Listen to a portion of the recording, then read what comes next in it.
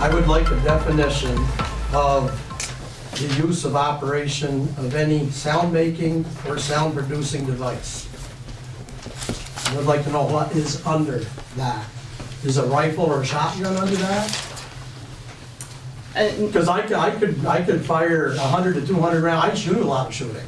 100 to 200 rounds a day, sometimes, shooting clay pigeons. That's gonna be against the law in the town of Dorset? Is hunting season gonna be against the town statute of this noise ordinance? You won't be able to hunt anymore and shoot a rifle on a mountain? Noise was on the mind of several Dorset residents who gathered at the town office on March 20th for a public hearing on a proposed ordinance that would set ground rules for what was, or was not, acceptable. Following several complaints about excessive noise from various sources, some of them from celebrations, others from fireworks, the Select Board developed a draft of a noise ordinance which drew praise from some and concerns from others. I called today and I was told there was only 5 complaints since 2015. Rob? Am I right? Specific to the Barrows house. Specific to the Barrows house. How many more besides the Barrows house? There's been other noise complaints, but not about the Barrows house. But not about, are they in writing? We have them, Yeah, and how many was that? That's what I was asking. In the packet there's probably, I want to say, a dozen. Oh, right. Okay. 5 against the Barrows house. There was 5 against the Barrows house. My question is, does that warrant having all of this, a 3-page thing blanketed over our town? The purpose of the ordinance, the first of its kind in Dorset, is to protect, preserve, and promote the health, welfare, peace, and quiet by prohibiting excessive noise and disturbing noise and prevent it when it's not suitable for a particular time and place. The ordinance would apply to the entire town. Megan Thorne, a member of the Select Board who played a role in developing the first draft of the ordinance, explained its background. Well, we were approached by a number of residents who had had noise issues in the past, and they had wanted us to put it on the agenda. We've never had a noise ordinance before, so we started to discuss it and decided to go ahead and do some research and figure out what a noise ordinance would look like if we did adopt one. One issue that came up at the meeting was that the ordinance does not rely on specific decibel levels to determine how much noise was in fact excessive. It defined unreasonably loud noise as that which unreasonably interferes with the peace and health of members of the public. Activities like operating a motor vehicle in a manner that produces unnecessary grinding or squealing, or yelling, shouting, or screaming in such a way that creates an objectionable and unreasonable amount of noise would also be off limits.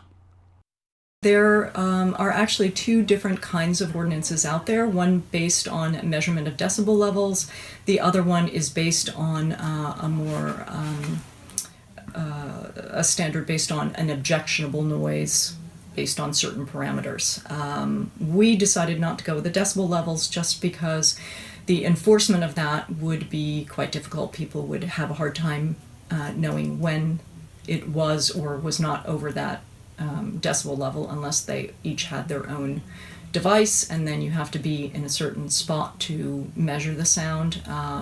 We thought that given the size of our town, that was a little bit unworkable. Who is it that would actually determine that it is an unreasonable noise? That's the big gray area. Yes, it is. And right now, when people have a complaint, they call the police and the police go over and they talk to the people and ask them to turn it down. So the difference now is that it's really up to the police officer whether he decides to issue a ticket or not. The noise ordinance allows for there to be a fee, and if you if there's an offense like more than once within 6 months, then the fee goes up. So what that does is hopefully encourages people, you know, if they are doing something that's extremely loud or whatever, that, you know, like next time maybe they will turn it down. So it simply gives the policeman, one, it gives him something to look at and say, now I know this either in his mind, and there is a lot of gray, does or doesn't fall within the constraints of this. And 2, then he can issue a ticket. That would be the difference. Like right now, if somebody calls the police, they go over, you know, they talk to somebody, and then they leave. And this would allow you to allow the policeman to actually give a ticket.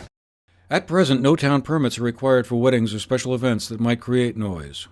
The proposed ordinance would cover construction noise between 9 p.m. to 7 a.m., as well as sound-producing devices like loudspeakers or musical instruments.